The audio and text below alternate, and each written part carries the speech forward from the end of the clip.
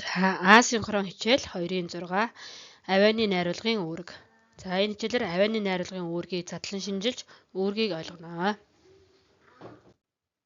За авианы найруулгын тухай ойлгохын тулд авиа гэж юу вэ гэдгийг бүгдээрээ ярилцъя.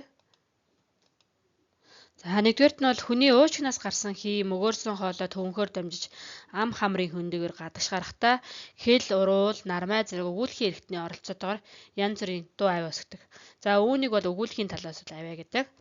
Хоёрдугаарт нь бол өгүүлэх эрхтний хүчтэрлээр үүссэн агаарын хэлбэлзэх хөдөлгөөн хүний сонсох эрхтэнд хүртгийг сонсгол зүйн талаас үүднээс бол авиа гэж үздэг. За бидний уран зохиолын хичээлийн хувьд бол энэ сонсгол зүйн үүднээс авиаг бол хичээл одоо чихэнд сонсогдох үүднээсээ уран зохиолын хичээлтэй холбогдно. За дуу буюу сонсгол зүйн үүднээс авиаг дуу буюу сонсголон тавиа анир буюу шууган гэж ангилдаг. За дуу буюу сонсголон тавиа бол жиг тэмнэлээр гарч байгаа авиа. Хүний яриа, буй гурамдах, шууж гэх мэт жиг тэмнэлтэй байвал дуу буюу сонсголон тавиаг нь харин авианы хэлбэлзэл нь жигд биш шимнэлгүй гарч байвал анир буюу шууган гэдэг. Энд бол одоо хашгирч гуйглах, орилж шаарлах орно гэсэн. За тэгвэл найруулга гэж юу вэ? За уран зохиол туурхад шаардлагатай олон хүчин зүйлийг учир зүйн үүднээс нэгтгэн найруулж нэг нь цогт сайхныг бүтээхийг бол найруулга гэдэг. За зохиолын хэл найруулгад авиа ба үгийн байгуулалтаас эхлээд үг сонгох, холбоо үг, хоршоо үг, утга шилжүүлэхээс өгүүлбэр зүй уран сайхны бичвэрийн бүхэл асуудал хамаардаг. За түүн дотроос бүгдээ өнөөдөр авианы найруулгын тухай дэлгэрүүлж үзнэ. За авианы найруулга гэж тэгвэл юу хэлэх вэ гэвэл профессор З. Сүхбаатар тухайн зохиолд хэл ярианы уран найруулгыг ихсгэж чадах агуулгад зохицсон дуудлагатай үгийг сонгон аваад тухайн тохиолдолд оновчтой хэрэглэхийг авианы найруулга гэнэ гэж тодорхойлсон байна. Авиаг найруулах хэд хэдэн уур маяг байдаг. Үүнд бол аялга, авиа зохицуулах, авиа дуурайх, авиа давтах гэсэн аргууд байна. За яруу найраг туйлсын зохиолд өнгө аяс, хөгжим аялгау бүрдүүлэх, мэдрэмж, аяс байдал, хандлага, дүрслэлийг бодит байдалд ойртуулах, дүрс үүсгэх, аялга шингээх, дуу чимээ үүсгэх. За баатрын сэтгэлийн чандыг нээх, анирдах боломж олгоход бол авианы найруулга чухал үүрэгтэй байдаг. За жишээлх юм бол эс бараанасангийн шүүг, шааг, шүжиг, шажиг гэдэг одоо энэ мөрд бол одоо малын хөл хөсөөнийг илэрхийлж байна. Дуу чимээг тийм ээ илэрхийлж байна. Эс таштарын чимээгээр хийсэн энэ шүлгийг уншаад үзье. Ган хадур, ганц нэгэн, газар өөсний хоорондор, ган хийн, дан хийн. За энэ шүлгийг ингээд одоо хэмнэлтэд уншихад өв садах үеийн эрчим хөдөлгөөн, хадгаламжтын урам зориг, дүр төрхнийг шингээсэн байна гэж үздэг. За авианы найруулгыг тайлбарлахад одоо нэг ихшиглэл зүй гэсэн зүг ойлгохтой. Ихшиглэл зүй гэж юу хэлэх вэ гэхээр ерөнхийдөө шүлгийн яруу сонсголын чанар, уран хөг аялгауг бүрдүүлэн амьдлуулагч хүчин зүйл авианы үүргийг тусгаалan судалдаг ухааныг бол ихшиглэл зүй гэж үзэж байна.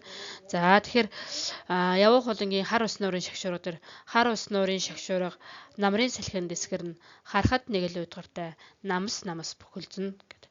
За энэ шүлгийг уншихад одоо энэ шүлэгт байгаа эс иш гэсэн одоо шуугант гүйвлэгчүүд нэг дор ингэж олноор орсноор одоо намар цагийн нуурын байдал тийм ээ. Тэгээ нуурын тэр зэгс хулсны шаргаа мэт энэ эсийг ашигласнаар тэр орчныг бүрдүүлж чадчихна гэж үзэж байна. За шүлгийн айзам хэмнэл гэж юу вэ?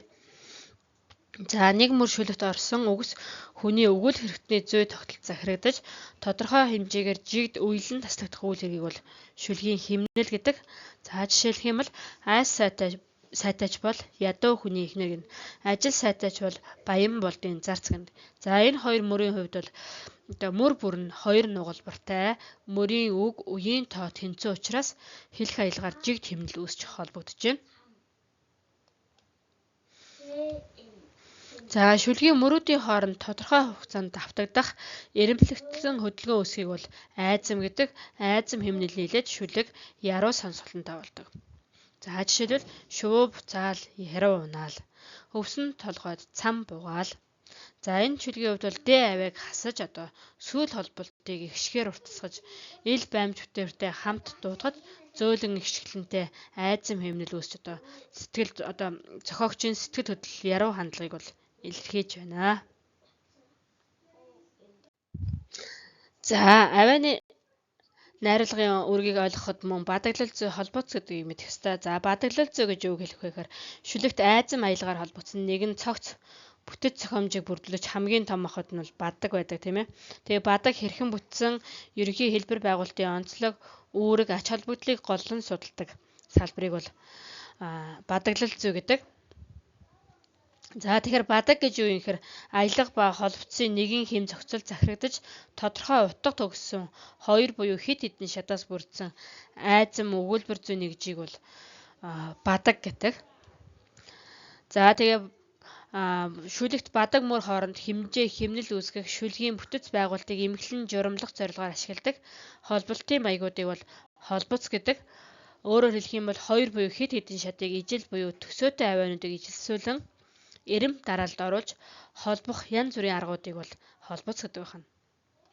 За шүлгийн холбоцыг бол толгой холбох, сүүл холбох, дунд холбох гэж ангилна. За ингэж холбохдоо бүрэн холбосон уу, хашиж холбосон уу гэдгийг мөн ангилдаг. За бүх үсгийг жигд давтаж холбосон байвал бүрэн холбоц. Хэрвээ эхний болоод сүүлийн бадгийг хашиж холбосон бол хаших холбоц. Сөөлжиж салаавчилсан бол салаавчлах холбоц. Харин Б гэх байдлаар зэрэгцэж холбосон бол зэрэгцэх холбоц гэж ангилд нэрлэдэг. За жишээлбэл харъя. Эхний шүлэг дээр бол энэ дөрвөн мөрч шүлгэнд бол G бит 2-ын доогуур гэдэг энэ үгийг мөр болгоны эхэнд давтаж толгой холбосон байна.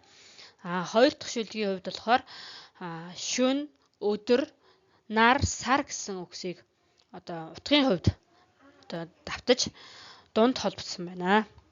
Харин 3 дахь шүлгийн хувьд бол энэ дөрвөн мөрч шүлгэнд болохоор хэрэгтэй гэдэг үгийг бадаг бүрийн төгсгөлд давтаж сүүл холбосон байна. Сүүл холбохдоо мөн дөрвөн бадах дөрвөлөнд нь ижил холбосон учраас энэ бол бүрэн холбоц болно гэсэн.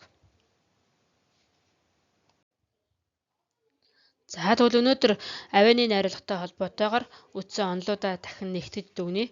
За ихшиглэл зүй гэхээр бие биедээ ойр байрлах авианы давталтай холбоотой бөгөөд утга өнгө аясыг мэдрэхэд тусалж байгаа аргыг судалж байгаа бол ихшиглэл зүйг нь. Харин шүлгийн утга дүрийн сэтгэл хөдлөлөөс хамаарч авианы давталт холбоц эгшиг зохицох ёсны дагуу айжуу тайван хурдан огцом гэх мэтээр уншигдах үйл явц бол айзам хэмнэл болох нь. Харин унших явцад дуудагдах авианы цуурай буюу авианы ижилсэл толгой сүүл холбоцыг судалж байвал бадаглал зүй гэж нэрлэдэг байна. За бүгдээрээ эрхчлөө шүлгийг уншаад асуултанд хариулж илгээгээрэй.